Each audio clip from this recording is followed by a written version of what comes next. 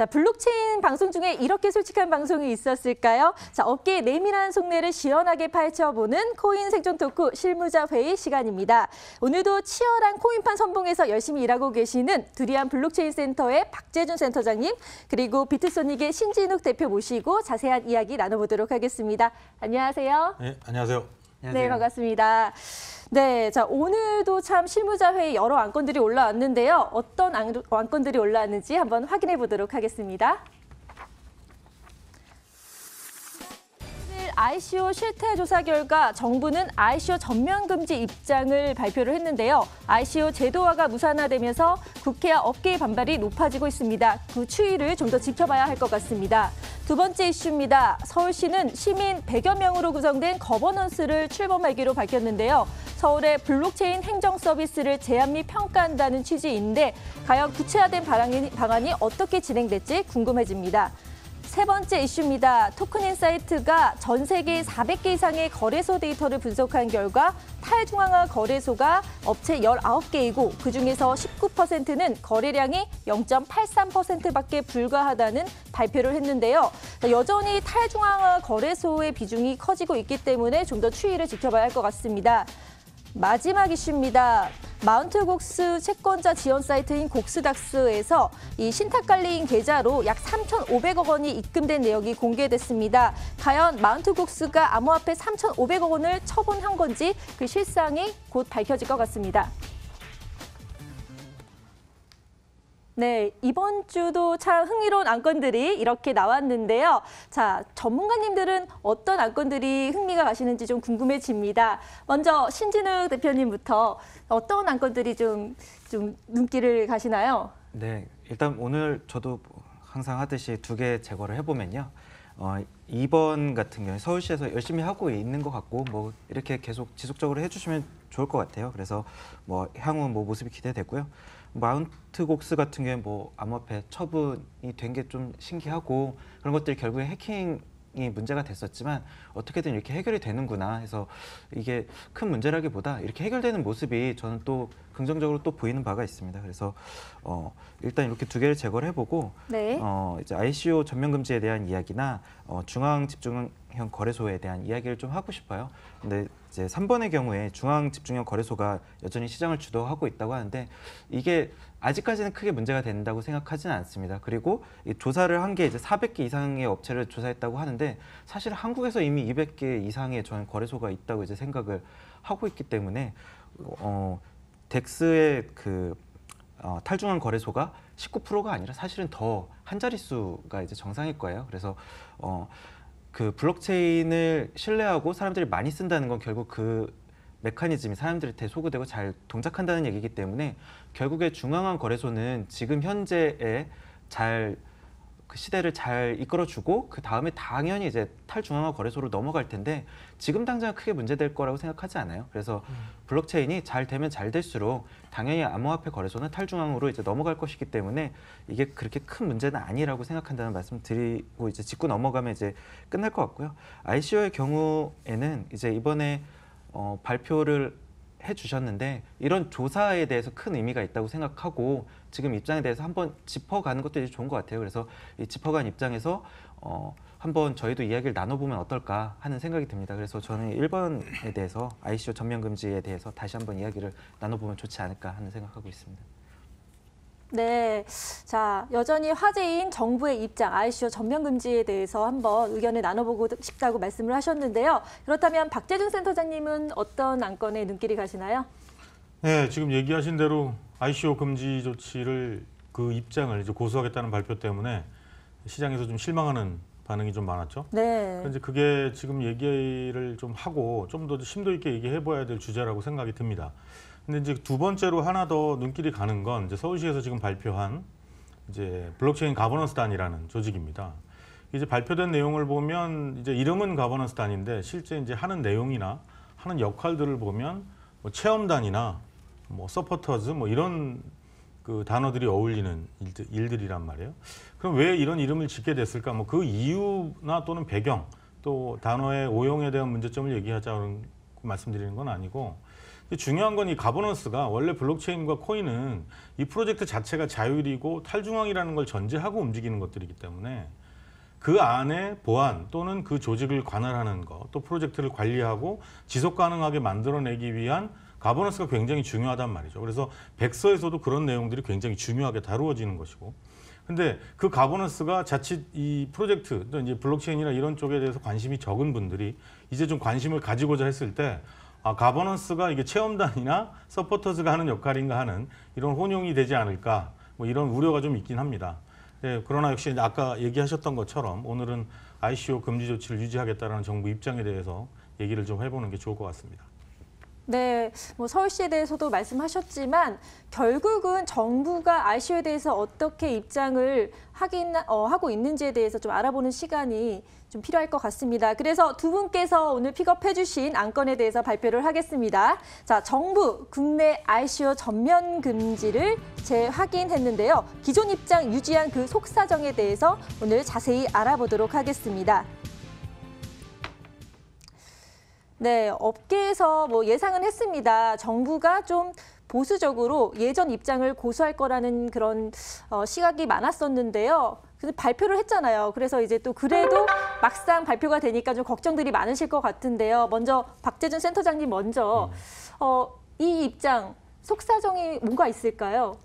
글쎄요, 뭐 속사정이라고까지 얘기하기엔 좀 부담스러운 것 같고. 네. 근데 지금 이제 ICO 금지 조치를 내리고 나서 그게 이제 사실 시간을 좀 거슬러 올라서 작년 말로 보자면 작년 말 연초에 이제 당시에 법무장관이죠. 지금도 하고 계시는데 이제 당장 이게 폐쇄 또는 이제 모든 걸 금지하겠다라는 그 금지 조치를 검토해야 된다라는 주장을 발표하시면서 시장에 굉장히 혼란을 가져왔죠. 그리고 나서 이제 얼마 안 있어서 또 이제 기관에서 관련 기관에서 ICO 자체를 금지한다는 조치가 발표가 됐어요. 근데 지금 실태 조사를 약 적지 않은 기간이죠. 제가 지금 가늠하기로는 한 3개월 이상 조사를 한 것으로 알고 있는데 업체들의 문제점도 있긴 있습니다. 그러니까 이제 지금 언론을 통해서 발표된 내용처럼 뭐 자금 사용 내역이라든지 또 토큰을 팔아서 이제 토큰 제공하고 받은 투자금에 대한 모집 방법, 또 입금 내역, 또 투자 내역 이런 것들에 대한 자료 요청을 했는데 해당 업체에서는 거의 협조하지 않은 것으로 알고 있습니다. 이제 이런 부분들을 문제점으로 지적한 것 자체에 대해서는 뭔가 좀 문제가 있는 거 아니냐 이렇게 볼 수도 있을 것 같은데 사실 지금은 ICO 사실 지금 여기 신 대표님도 나와 계시지만 ICO 자체를 하느냐 마느냐는 사실 시장의 화두가 아닙니다. 더 이상. 네. 이제 그 형태로는 더 이상 투자금을 모으기 어렵다라는 게 시장에서 다 느끼고 있는 거고요. 그래서 이제 여러 가지 형태로 지금 이제 STO까지 왔는데 여러 가지 형태로 이제 시도가 되고 있고 아마 이것도 계속 진화가 될 거란 말이죠.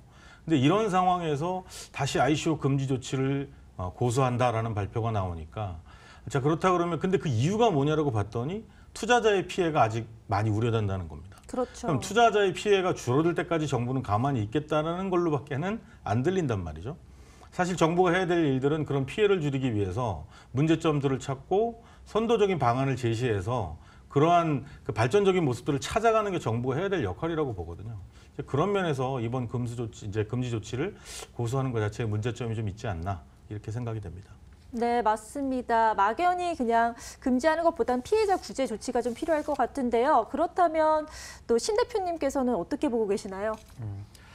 일단 당연한 그 결과라고 봐요. 그러니까 이제 시장에 이제 실망은 있겠지만 실제로 저희가 지금 상황이 그 업계 전체에 그리고 작년 9월에 조사했을 때의 상황과 현재 시장 상황도 또 다르고 그 상황에서 지금 안 좋은 상황의 그 스냅샷을 찍어서 조사를 했기 때문에 이렇게 이 결과가 나온 건 이제 당연한 것 같고요.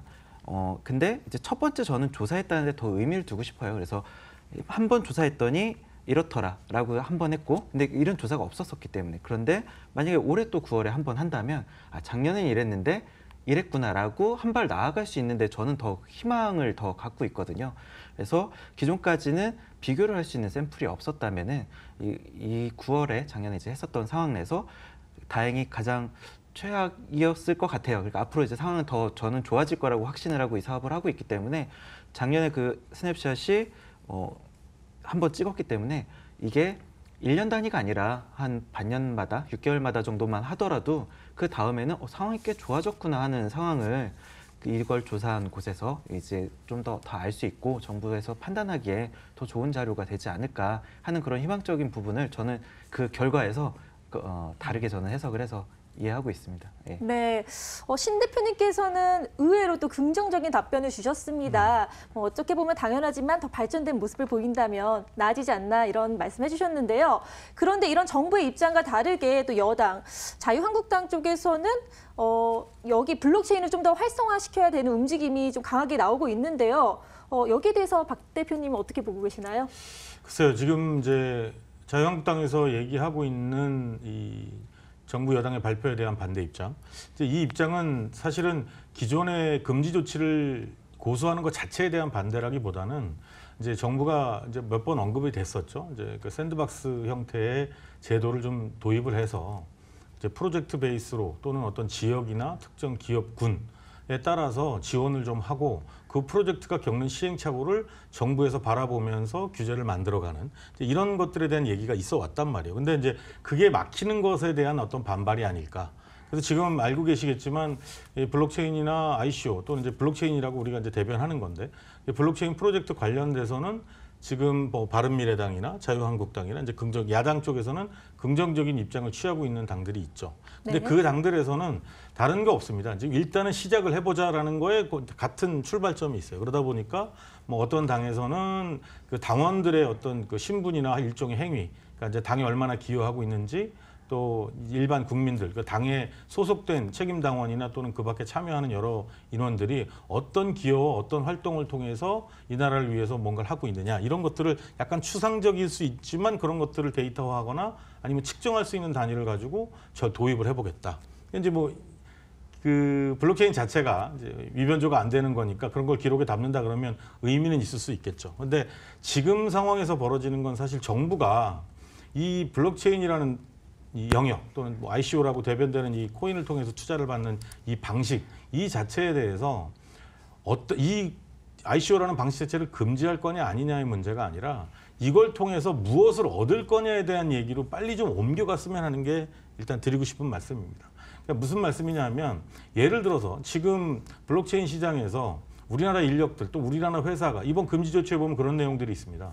기존까지는 국내에서 금지를 하니까 해외에 어떤 법인을 설립을 해서 이제 프로젝트를 진행을 하고 자금을 집행하는 방식들이 있었는데 지금 그것까지도 단속할 수 있다라는 이제 입장을 비친 거란 말이에요. 네. 근데 사실 이런 상황까지 된다 그러면 국내 인력에 대한 유출, 그러니까 해외 유출에 대한 문제점은 더 커질 수밖에 없죠. 이제 오늘자 신문에도 났던 것처럼 지금 미국에 있는 기업들은 한국의 IT 인력들을 채용하기 위해서 대학원 단에서 연구 자금을 지원하고 인력들을 빨리 선점해서 자기네들과의 계약을 갖는 이런 형식까지 취하고 있단 말이죠.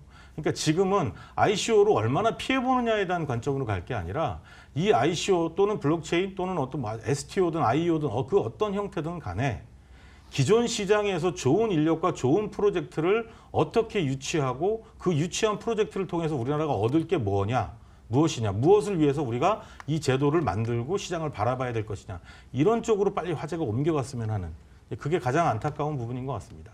네, 핵심은 더 발전되는 그 방향으로 가야 되는데 좀 약간 여러 가지 소리가 들리기 때문에 제대로 좀 작용이 안 된다 이런 말씀하신 것 같은데요. 그러면 이제 대표님께서는 이런 야당의 움직임 어떻게 보고 계시나요? 네, 저는 뭐 이 관련 사업을 하다 보니까 희망회로라고 하죠. 이 희망회로가 이제 돌아서 그런지 모르겠지만 이렇게 그 타이틀로 삼고 하는 부분이 와, 이게 진짜 세상이 많이 달라졌다. 처음 제가 이제 비트코인을 샀었던 그 수년 전보다 예전에는 그게 뭐야? 이제 뭐 어떻게든 제가 이렇게 해서 국회에서 일하시는 분이나 이런 정부 관련 분들 만났을 때 그래서 뭐 난 모르겠다였는데 이거를 타이틀로 아젠다로 삼을 정도로 굉장히 이게 꽤 성장한 그 비즈니스고 그런 분야구나라는 생각이 감회가 일단 새로운 부분이 일단 있고요. 그리고 이제 야당과 여당 뭐 이런 그 대치에 대한 부분은 이제 제가 잘 모르겠으나 누구든지 먼저 아젠다를 선포하는 게 프레임을 만드는 게 이제 우선이라는 게 이제 제가 얼핏 알고 있는 내용인데 굉장히 이제 잘 하셨다는 생각이 들어요. 근데 뭐 마찬가지로 이제 뭐 장군 멍군처럼 야당에서 그렇게 발표했다면 여당에서는 더 또 크게 또 발표할 수도 있는 거고 그 과정 내에서 입법이 미뤄지고 있었던 거나 기존에 저희 그 9월에 조사했었던 내용이 사실은 그 정부의 입장 자체가 변하지 않은 상태에서 당연히 그거는 이제 입장을 고수할 수밖에 없었던 거죠. 결과가 아무리 좋더라도 정부의 방침이 바뀌지 않은 상태에서 지금 하면 안 될 것 같은데 상황은 꽤 괜찮더라라고 발표할 수 없는 거잖아요. 상황이 괜찮더라도. 그런데 이제 여당에서 그런 걸 이제 아재다 삼는다면은 여당도 당연히 그거에 대해서 당연히 어떤 식의 대응이 있을 것이고 전적으로 이제 수용을 더 크게 이제 발표를 하거나 아니면 이제 반대로 갈 텐데 반대로 간다면 결국엔 이제 그건 좋은 전략은 아니지 않나 하는 생각이 들어요. 이건 이제 제 국민으로서 제 개인적인 생각인데 어쨌든 그 과정 내에서 이 블록체인이라는 이야기가 더 많이 나올 거고 여태까지 미뤄졌었던 것들이 한꺼번에 좀 많이 풀리는 계기가 되지 않을까 하는 희망을 한번 갖고 있습니다. 네, 그러면 ICO 제도화가 이제 무산이 되면서 업계의 또 반발이 만만치 않은 걸로 알고 있는데요. 여기에 대해서 센터장님은 어떤 의견 보이시나요? 글쎄 이제 업계에서의 반발이라고 하면 이제 많이 기대했단 말이죠. 네. 뭐 제주도 쪽에서 얘기했던 특별자치구이기 때문에 그 안에 샌드박스 형태의 어떤 틀을 만들겠다. 또 강원도에서도 이걸 지원하는 프로젝트 환경을 만들겠다. 또 정부에서도 이제 공식적으로 발표를 하진 않았지만 기존은 그쪽으로 흘러가는 게 아니냐 이제 이런 예상들을 많이 했었는데 이제 결과적으로는 다시 한번 또 이제 이런 조치가 발표가 되니까 가장 먼저 첫 번째 다가오는 건 프로젝트 하려는 입장에서는 비용입니다. 그렇죠. 만약에 한국에서 그 어떤 형태이든 간에 한국에서 할 수 있는 상황이 된다 그러면 그 외국의 법인을 설립하고 그쪽에 뭐 핀마가 됐든 뭐 싱가포르든 스위스든 그걸 행하려고 하는 나라의 금융위에서 갖고 있는 규제에 맞춰서 법무법인과 계약을 하면 최소한 일단 시작부터 수억 원이 넘는 돈들이 들어갑니다. 그리고 거기에 체제를 할 수는 없으니까 또 거기서 다시 돈을 받아서 한국으로 들어오는데도 회계적인 문제점들이 많아요. 왜냐하면 원천세라는 문제가 또 생기기 때문에. 그러니까 이러저러한 문제점들을 생각해 보면 기업들 입장에서는 일단 첫 번째로 다가오는 게 비용. 자, 두 번째로는 프로젝트가 된다고 하더라도 그걸 운영하는 데 있어서 지금 계속 불편하고 약간 위법적인 요소들을 해결하기 위해서 두 번씩 비용이 집행되는 것들이 여전히 해결 안 되는 상황. 이게 가장 크다고 저는 봅니다. 왜냐하면 ICO 금지 자체가 금지한다고 하는 정책이 지금 유지된다고 해서 할 수 있던 ICO가 못하던 ICO가 되는 게 아니거든요. ICO는 지금도 해외 법인을 통해서 하고 있기 때문에 이제 그렇다고 보면 일단 첫 번째, 두 번째 그런 문제들이 먼저 다가온다는 것이고 그 다음에 이제 두 번째는 이제 이 야후라는 회사 이제 기억하실 거예요. 네. 예, 야후라는 회사를 기억하실 텐데 야후가 처음에 이 인터넷 시장에 나왔을 때 그 야후라는 뜻이 이제 걸리버 여행기라는 그 글에 나왔던 그 책에 나왔던 야만족의 이제 일컫는 명칭입니다.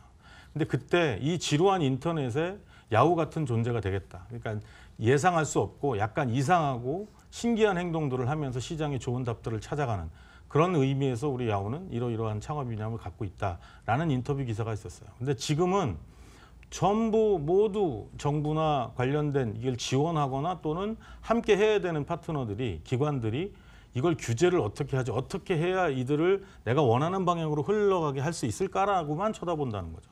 근데 지금 중요한 건 이런 야후들이 많이 돌아다닐 수 있게 만들어주는 그런 환경이 필요하다는 거죠. 그래서 아까 잠깐 말씀드렸던 것처럼 이제 한국에 들어와서 이제 해외에 있는 프로젝트들이나 블록체인 관련된 인력들이 한국에 가서 프로젝트를 기획하고 한국에 가서 프로젝트를 준비하면 이러이러한 장점들이 있더라라는 게 만들어진다 그러면 저는 샌드박스 제도뿐만 아니라 그 투자자의 피해 또 좋은 투자처를 찾고 싶어하는 건 어쩔 수 없습니다. 어떤 규제를 만들더라도 좋은 투자처를 찾고자 하는 투자자의 수요는 막을 수 없어요. 기본적으로 금융이 그렇게 돼 있으니까. 그러니까 그렇다 그러면 지금 환경에서는 무엇을 규제하고 무엇을 잡고 막고 이런 차원의 논의가 아니라 이 시장 환경이 한국의 시장 환경을 바꿔서 해외에 있는 많은 좋은 인력, 좋은 프로젝트들이 많이 들어올 수 있게끔 하는 그런 어떤 변화. 이게 지금 업계들이 가장 바라고 있고 또 시장에 필요한 상황이 아닌가 그렇게 생각이 됩니다. 네, 자 해외에서 블록체인의 인재들과 또 많은 정보들이 들어와서 한국 시장이 좀 활성화되면 좋겠다 말씀을 하셨는데요. 여기에 대해서 대표님은 또 어떤 의견을 보이시나요? 저는 일단 저희를 통한 이제 현황을 좀 소개를 드리면은 일단 아까 말씀드린 것처럼 이 더 당연한 지금 조치고 이 결과인 것 같아요. 그러면은 이제 저희는 원래 이제 그것과 상관없이 저희가 할 수 있는 일을 할 수 있는 환경을 이제 구축을 해서 아까 박 센터장님이 말씀하신 것처럼 해외에 이미 돈을 수억을 이제 지불하고 이미 그런 시스템들을 이제 다 만든 상황에서 저희는 일단 묵묵하게 이제 저희 갈 길을 이제 쭉 가고 있고 향후에 이런 기조가 계속 유지되더라도 상관없이 사업을 할 수 있는 구조를 이미 만들어 가고 있어요. 그리고 한국에서 이게 더 장기화될 수 있겠다라는 오히려 더 장기적인 계획을 더 세우게 되는 것 같아요. 그래서 작년에 이제 채용도 일자리를 만들어내는 것도 제가 많이 하고 싶지만 세금도 많이 내고 싶은데 일단 세금이나 이런 부분들이 이제 안 되다 보니까 작년에 이제 일단 저희가 낼 수 있는 세금을 최대한 많이 냈어요.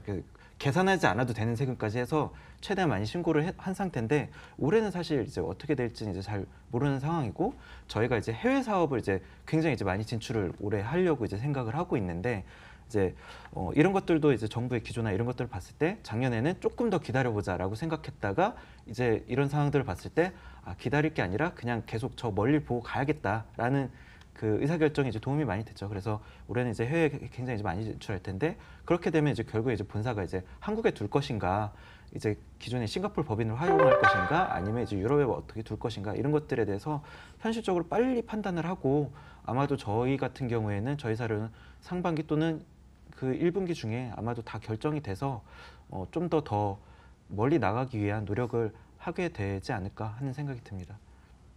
그 과정 내에서는 좀 안타깝죠. 뭐 이렇게 일자리를 더 만들고 싶고 그런 부분이 네. 안타깝습니다. 예. 네, 두 분의 의견 잘 들어봤습니다. 저희가 정부가 이제 발표한 ICO 전면 금지에 대해서 여러 안건들을 이제 들어봤는데요. 그렇다면 각각 이제 생각하시는 한 줄 평을 좀 말씀해 주시면 좋을 것 같습니다. 먼저 센터장님 발표해 주시죠. 예, 저는 지금 오늘 중복해서 제가 말씀을 좀 강하게 드리고 있는데 지금 한국을 해외에 좋은 프로젝트, 좋은 블록체인 인력들이 한국에 들어와서 일을 하고 싶고 프로젝트를 하고 싶게끔 하는 환경, 그런 환경이 마련되는 것이 지금의 여러 가지 문제점들을 해결하는 가장 좋은 방법이 아닐까, 그렇게 말씀을 드리고 싶습니다. 네, 이어서 대표님도 한번 들어보겠습니다. 자, 한 줄 평 부탁드려요. 네. 저는 이제 정부의 전적인 환영 의사가 먼저 있어야 된다고 생각을 해요. 이제 그런 거 없이 이제 결국에 각 행정부처에서는 고만고만한 이제 답이 나올 수밖에 없는 것 같아요. 그래서 지금 결국 야당도 뭔가 이제 프레임을 발표를 했고 결국에 그렇다면은 좀 서로 선제적으로 발표를 해서 그 기조가 바뀐다면 여태까지 막혀 있었던 것들이 행정이나 뭐 이런 입법에 관련된 것들이 좀 풀리지 않을까 하는 생각이 듭니다. 그래서 전적인 환영적인 환영 제스처가 위에서 좀 있으면 좋지 않을까 하는 생각이 듭니다. 예. 네, 정부의 ICO 전면 금지에 대해서 정말 과감없이 토론해 봤는데요. 어쨌거나 두 분 다 이제 전면 금지를 토대로 좀 더 진일보하는 그런 계획이 발표됐으면 좋겠다라는 말씀을 해주셨습니다. 자, 오늘 두 분 너무 감사하고요. 다음에 또 뵙도록 하겠습니다. 감사합니다.